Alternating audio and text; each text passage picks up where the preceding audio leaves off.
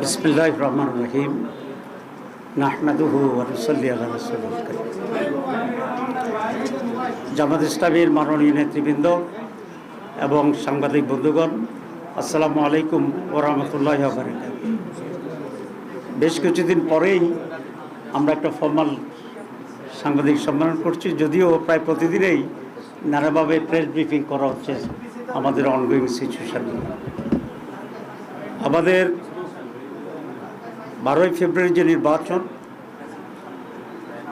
সেটি বাহ্যিকভাবে মোটামুটি অ্যাকসেপ্টেবল একটা নির্বাচন, কিন্তু সময় যেতে যেতেই সেদিন সন্ধ্যা থেকে খবর আসছিল যে নানা জায়গায় কেন্দ্র দখল হয়েছে, জাল ভোট দেওয়া হয়েছে, আমাদের এজেন্টদেরকে জোর করে বের করে দেওয়া হয়েছে, অনেক জায়গায় এজেন্টদেরকে শুরু থেকে ঢুকতে দেওয়া হয়নি, এবং প্রিসাইডিং অফিসার এবং তাদের এজেন্টের যোগ সাজসে ব্যালট কাটা হয়েছে।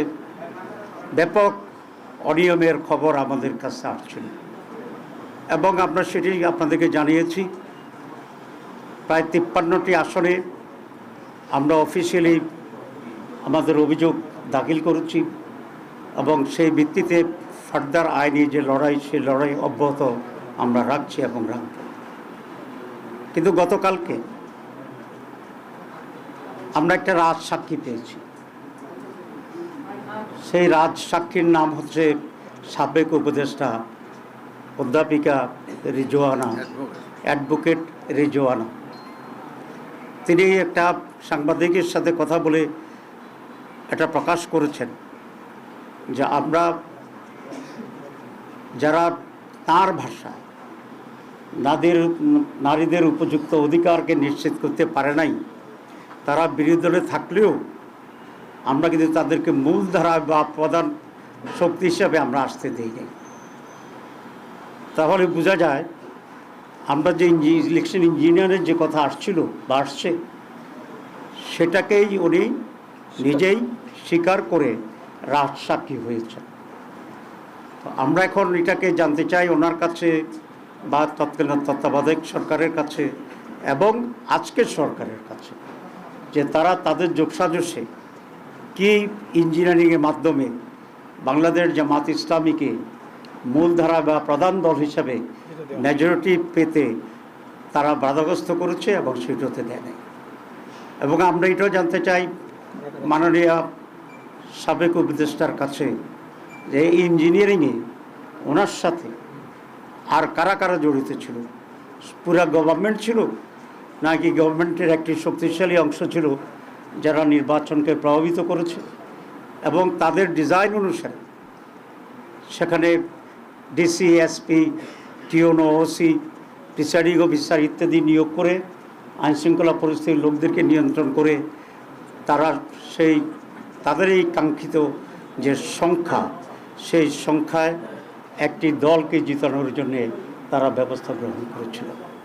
জাতির কাছে এটা স্পষ্ট করতে হবে এবং আমি এই সরকারের কাছে দাবি জানাবো রিজওয়ানা আহমেদকে, রিজওয়ানা হাসানকে তারা কিভাবে জিজ্ঞাসাবাদের আওতায় আনবেন এবং আওতায় এনে তার কাছ থেকে পরিষ্কার যে সিচুয়েশন তিনি তৈরি করেছিলেন সে সম্পর্কে ওনারা জানবেন, আমাদেরকে জানাবেন, দেশবাসীর কাছেও এটা পরিষ্কার করবেন। আমরা নির্বাচনের আগেও কয়েকজন উপদেষ্টার ব্যাপারে অভিযোগ এনেছিলাম এবং আপনারা দেখেছেন ইন্টারিম গভর্নমেন্ট নিজেকে তত্ত্বাবধায়ক সরকারের সমপর্যায়ে নিরপেক্ষ সরকার হিসেবেই প্রতিবাদ করেছিল এবং সে ভূমিকায় তারা আছে সেটা তারা বলার চেষ্টা করেছিল। এবং একটি নীতিগত কথা ছিল যে ইন্টারিম গভর্নমেন্টে যারা দায়িত্বে থাকছেন উপদেষ্টা হিসাবে, তারা কোনো সরকারে দলীয় সরকারে তারা কোনো ধরনের অংশগ্রহণ করবেন না, কোনো মন্ত্রিত্ব গ্রহণ করবেন না।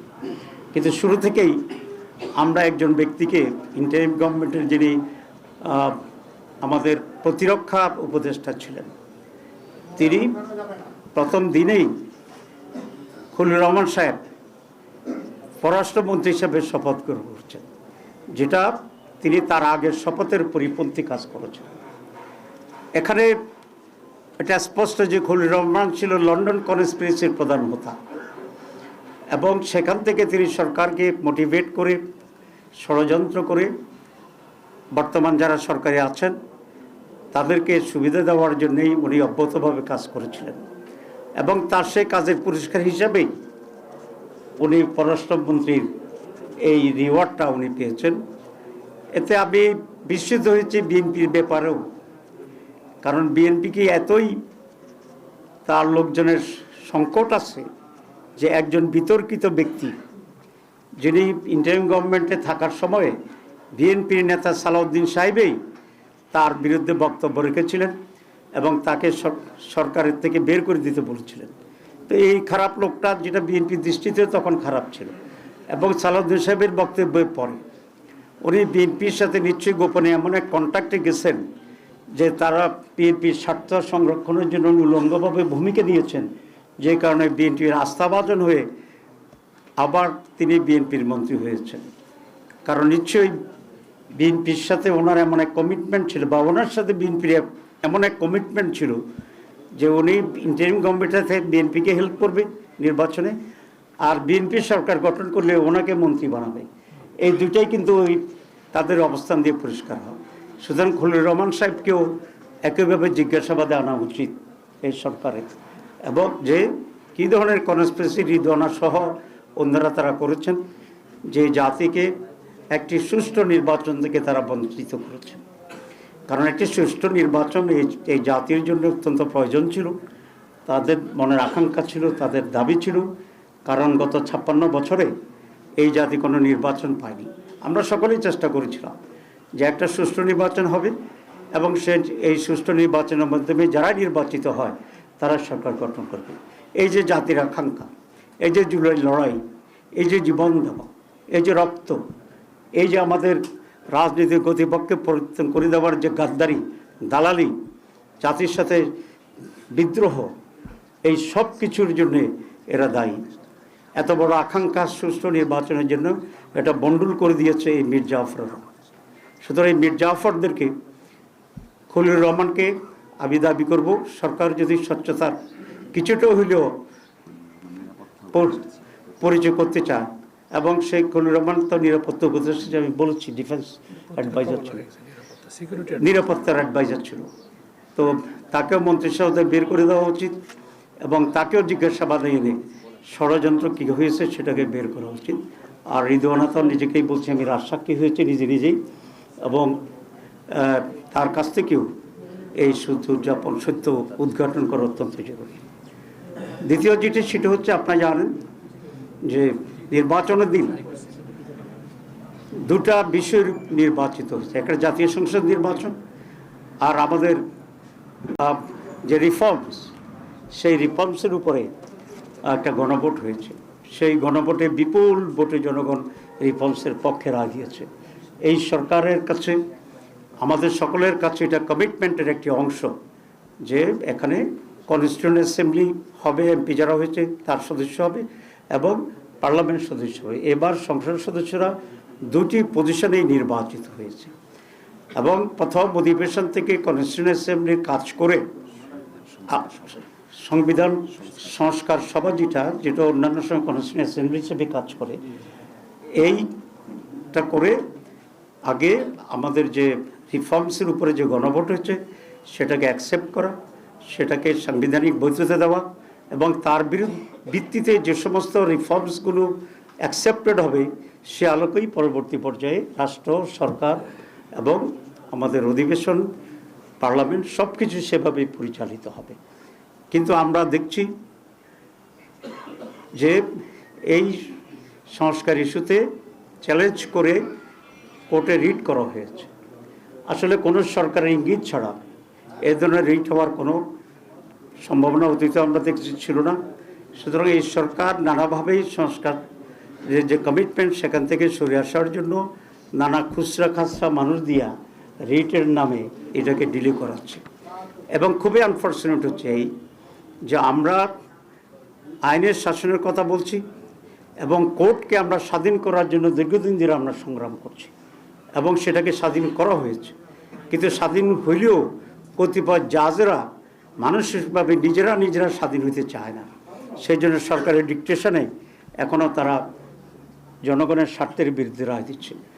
যে রায় তারা দিয়েছে এটার বিরুদ্ধে আমরা আবার আইনি লড়াই করব, সাথে সাথে জনগণকে সংগঠিত করে পার্লামেন্টে এবং পার্লামেন্টের বাইরে আমরা এর বিরুদ্ধে জনমত গড়ে তুলব।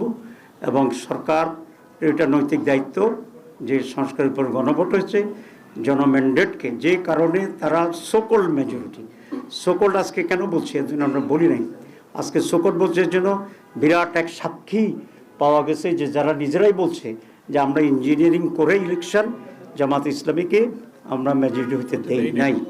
তো সুতরাং এখন তো আর এটা বলার বা এটা তার কনফিউশন তার কোনো সুযোগ নেই। তো সোকল্ড মেজরিটি পাওয়ার পরে তারা গভর্নমেন্ট ফর্ম করার পরে তাদের এটা দায়িত্ব যে রিফর্মস প্রস্তাবনার উপরে যে গণভোট হয়েছে, যে কারণে বেশি ভোট পাওয়ার দাবি করে তারা সরকার গঠন করছে, তাদের নৈতিক যে অবস্থান, সে কারণে বেশি ভোটে গণভোট জিতার কারণে এটাকে ইমপ্লিমেন্ট করা গণতন্ত্রের দাবি, নৈতিকতার দাবি এবং জনমতেরকে সম্মান করার, শ্রদ্ধা করার দাবি। সেজন্য আমরা মনে করি যে পার্লামেন্ট 12 তারিখে বসছে, সেদিন থেকেই তারা এই রিফর্মস যে আমাদের প্রস্তাবনা গণভোটের মাধ্যমে যেটা অ্যাপ্রুভ হয়েছে সেটা বাস্তবায়নের জন্য তারা সঠিক উদ্যোগ নেবেন। কিন্তু আমরা বিগিনিংয়ে দেখেছি তারা শপথ নেন নাই। দুটো শপথ ছিল, একটা হচ্ছে পার্লামেন্ট মেম্বার হিসাবে আর একটা হচ্ছে সংবিধান সংস্কার পরিষদের শপথ নেওয়ার পরে। আমরা দুটো নিয়েছি, আমরা আমাদের কমিটমেন্টের উপরে অনড় আছি আমরা এবং ভবিষ্যতে আমরা থাকবো। আমরা কেন নিয়েছি এই জন্য এটা আমি বলেছি যে তারা রুলস করতেছে যে আমরা কেন নিয়েছি আদালতের শপথ, সেটার জন্য তারা আদালতে গিয়েছে। আদালতকে তারা ব্যবহার করে জনগণের রায়কে তারা অবজ্ঞা করার জন্য একটি ষড়যন্ত্রের ভিতরে দিয়ে চলছে। আমরা এটি নিন্দা করছি এবং আমরা আশা করি গণভোটের রায়কে সকলেই মেনে নিয়ে আমরা সংস্কারকে গ্রহণ করব পরিপূর্ণভাবে এবং সে আলোকেই এই সরকার দেশ পরিচালনা করবে। আমরা সর্বাত্মকভাবে সহযোগিতা করব। স্বাক্ষরকারী দল হিসেবে অঙ্গীকারও তারা পূর্ণ করছে। হ্যাঁ, জুলাই সনদের স্বাক্ষরকারী যে দল সেখানে এখানে আছে, আপনারা দেখি এটা কত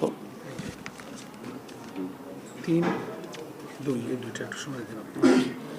এখানে একটাতে আছে জুলাই জাতীয় সনদ 2025-এর বৈধতা ও প্রয়োজনীয়তা সম্পর্কে কোনো আদালতকে প্রশ্ন উত্থাপন করব না। উপরন্ত উক্ত সনদ বাস্তবায়নের প্রতিটি ধাপে আইনি ও সাংবিধানিক সুরক্ষা নিশ্চিত করিব। এটা যারা সাইন করেছে এটা তাদের অঙ্গীকার এবং এটা বিএনপিও সাইন করেছে, আমরাও সাইন করেছি। সুতরাং এটা যদি বিএনপি না করে তাহলে তাদের এই অঙ্গীকারের সুস্পষ্ট ব্যর্থ হবে। 2 নম্বরে আছে যেহেতু জনগণ এই রাষ্ট্রের মালিক, তাদের অভিপ্রায় সর্বোচ্চ আইন এবং গণতান্ত্রিক ব্যবস্থায় সাধারণত জনগণের অভিপ্রায় প্রতিফলিত হয় রাজনৈতিক দলের মাধ্যমে। সেহেতু রাজনৈতিক দল ও জোটসমূহ সম্মিলিতভাবে গণতন্ত্র প্রতিষ্ঠার দীর্ঘ সংগ্রাম করেছে বিধায় এই সনদ পূর্ণাঙ্গভাবে সংবিধানের তফসিল হিসাবে যা যথোপযুক্তভাবে সংযুক্ত করিব। মানে সংবিধানের সংযুক্ত করার ব্যাপারেও কমিটমেন্ট করেছে এবং we sign in that referendum clause.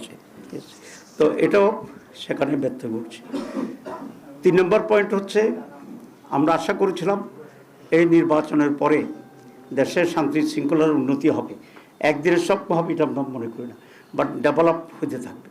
কিন্তু আপনারা দেখছেন ইতিমধ্যে বেশ কিছু লোক হত্যার শিকার হয়েছে, বিভিন্ন জায়গায় আগুন জ্বালিয়ে বাড়িঘর জ্বালিয়ে দেওয়া হচ্ছে, বাড়িঘর ভাঙচুর করা হচ্ছে, ধর্ষণের শিকার হচ্ছে এবং বাহ্যিকভাবে আমরা গত নৈরাজ্যময় যে সমস্ত সরকারগুলো ক্ষমতায় ছিল তার চেয়ে চরিত্রের এবং চিত্রের তেমন কোনো ভিন্নতা আমরা দেখতে পাচ্ছি না। বিরোধী দলের লোকেরা যেখানে ভোট দিয়েছে বেশি, আমাদেরকে ভোট দিয়েছে, সে সমস্ত জায়গায় তারা হামলা করতেছে, হুমকি দিচ্ছে এবং জনজীবনকে নিরাপত্তাহীন করে তুলছে। এটা আপনাদের দৃষ্টিতে আসছে, আপনারা পত্রিকায় অবশ্য লেখালেখি করছেন। এটা যথাযথভাবে যাতে নিউজ মানুষ জানতে পারে, আপনারা সে ব্যাপারে আরও সোচ্চার হবেন এই আহ্বান জানাচ্ছি। এরপরে যেটা আমরা দেখছি যে হঠাৎ করে সরকারিভাবে তারা নানা জায়গায় আগেকার সরকারগুলোর মতো যে নিজস্ব দলীয়করণ করার প্রসেস শুরু করে দিয়েছে। অনেক গুরুত্বপূর্ণ ব্যক্তিরা, আপনি কোনো স্পেসে করতে চান আপনারা জানেন, বিভিন্ন গুরুত্বপূর্ণ জায়গা থেকে তারা তাদের নিজস্ব লোক বসানোর জন্য গুরুত্বপূর্ণ ইম্পর্টেন্ট লোকদেরকে তারা সরিয়ে দিচ্ছে। বিশ্ববিদ্যালয়গুলোতে আইনশৃঙ্খলা পরিস্থিতি অবনতির চেষ্টা করতেছে। আগে যেরকম আগেকার বিএনপি সরকার বা আগেকার আওয়ামী লীগ সরকার যেমনিভাবে বিশ্ববিদ্যালয়কে অশান্ত রেখেছিল, অস্ত্রবাজি করেছিল, ঠিক সেরকম একটা পরিস্থিতি তৈরি করার জন্য চেষ্টা করছে। যদিও সেটা সহজ হবে না, কারণ সাধারণ ছাত্রীদের রুচির ভিতরে পরিবর্তন হয়েছে। সাধারণ ছাত্রীরা আর ছাত্রছাত্রীরা অস্ত্রের পিছনে যোগ দিয়ে নিজের কেরিয়ার নষ্ট করবে, এটা সম্ভবত ছাত্র এটা চাইবে না।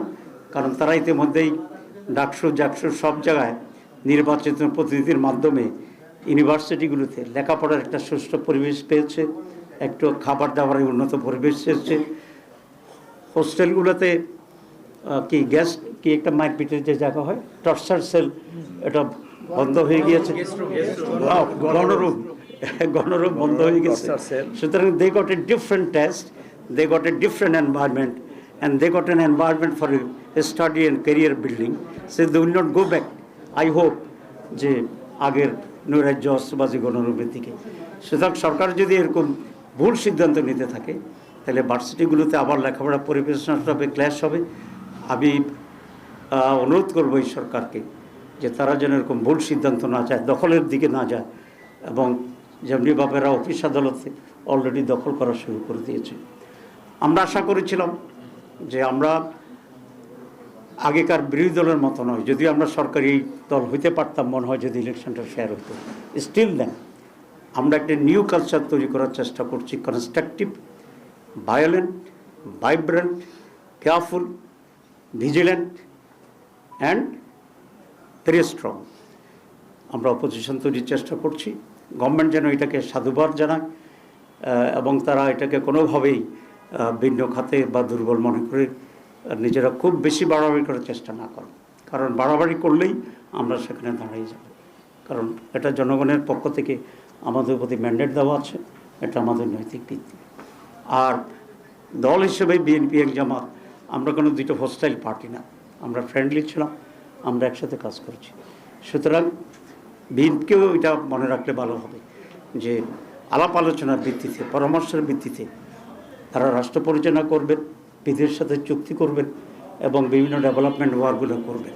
কিন্তু আনফর্চুনেটলি এই যে ট্রান্সফার হচ্ছে, কারো চাকরিচ্যুত হচ্ছে, কাকে বাদ দেওয়া হচ্ছে, কাকে ইনক্লুশন করা হচ্ছে, এখন পর্যন্ত আমাদের সাথে তেমন কোনো আলাপ আলোচনা বা এক্সচেঞ্জ অফ ভিউজ তারা করেনি।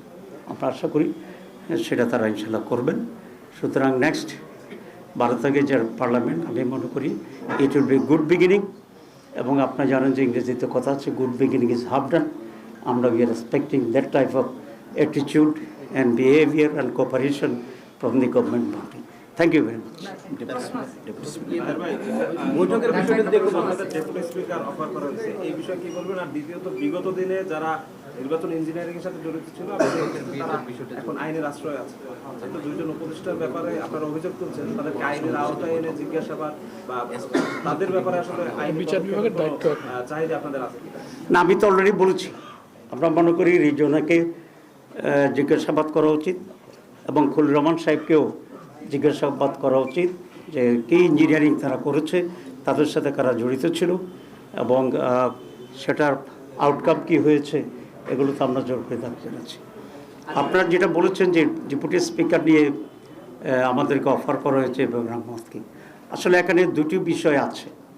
একটা বিষয় হচ্ছে আমাদের বর্তমান যে কনস্টিটিউশন, এই কনস্টিটিউশনে লেখা আছে যে জাতীয় সংসদে একজন স্পিকার এবং একজন ডেপুটি স্পিকার থাকিবে। এটা হচ্ছে বর্তমান সংবিধান। আর আমরা যে রিফর্মস প্রস্তাবনা আমাদের যেটা আছে, সংস্কার প্রস্তাবনায় জুলাই চার্টারে, সেখানে আমরা একমত হয়েছি, প্রস্তাব দিয়েছিলাম যে একজন স্পিকার থাকিবে, দুইজন ডেপুটি স্পিকার থাকিবে। সেই দুইজন ডেপুটি স্পিকারের মধ্যে একজন সরকারি দলের হবে, একজন বিরোধী দলেরা। এই ব্যাখ্যাটা এখনও কনফিউজিং।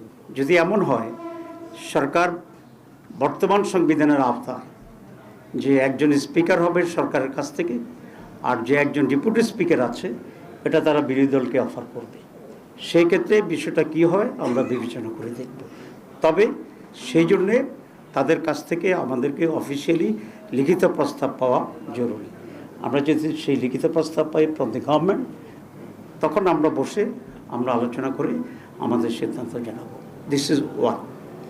সেকেন্ড হচ্ছে জুলাই সনদের আওতায় যে একজন স্পিকার, দুইজন ডেপুটি স্পিকার থাকবে। তো এটা যদি তারা মনে করেন যে ওই জুলাই সনদের অংশ হিসাবে একজন ডেপুটি স্পিকার আমাদের দিবে, একজন তাদের থাকবে, তাহলে এটার কোনো বৈধতা নাই, আনলেস যে রিফর্মসের গণভোটের যে রিফর্মসের টোটাল যেটা আছে এটার বাস্তবায়ন না হওয়া পর্যন্ত। তো সেটা টোটাল বাস্তবায়ন হইলে যদি দুইজন হয়, একজন আমাদেরকে অফার করে, তখন আমরা আইনি ভিত্তিটা পর্যালোচনা করে সেটা আমরা দেখব। সুতরাং এখানে দুইটা অংশ আমি আবার রিপিট করছি টু বি ভেরি ক্লিয়ার। একটা হচ্ছে বর্তমান সংবিধানের আওতায় একজন স্পিকার থাকিবে, একজন ডেপুটি স্পিকার থাকিবে। সেক্ষেত্রে স্পিকার সরকারি দল নেবে এবং আমাদেরকে ডেপুটি স্পিকার অফার করবে। এখানে আইনের খুব বেশি ব্যর্থ নেই। তবে সেক্ষেত্রে আমরা মনে করি সরকার আমাদেরকে লিখিত প্রস্তাব দিলে আমরা বিষয়টা নিয়ে পর্যালোচনা করে আমাদের সিদ্ধান্ত জানাবো। আর যদি দ্বিতীয়টি হয় যে তারা দুইজন ডেপুটি স্পিকার, এর ভিতরে একজন আমাদেরকে দেবে, একজন আমাদেরকে দেবে না, এটার বৈধতার কোনো সুযোগ নেই। এ ধরনের প্রস্তাবের তো আমাদের গ্রহণ করার কোনো প্রশ্নই আসে না। বরং আমাদের দাবি থাকবে যে জুলাই চার্টারকে পূর্ণাঙ্গভাবে বাস্তবায়নের উদ্যোগ নিয়ে এটাকে যদি আইনি ভিত্তি দেওয়া হয়, সংবিধান ইনক্লুড করা হয়, তখন দুইজনের স্পিকার আইনসম্মত হবে, সংবিধান সম্মত হবে এবং একটি বিরোধী দলকে দিলে, একজন সরকার নিলে এই আইনি ভিত্তি হবে, তখন এটা বিবেচনা করা হবে। Unless it has no legal basis, এটা করা যাবে না। আর প্রথমটা আমি বলেছি, সরকার যদি আমাদেরকে লিখিত প্রস্তাব দেয় তখন আমরা এটা বসে বিবেচনা করব এটা নিয়ে কী করা যায়। কোনো একজন ব্যক্তি বা মন্ত্রী মৌখিকভাবে বললে বা সাংবাদিককে বললে এটাতে তো রেসপন্ড করা difficult. We need official proposal.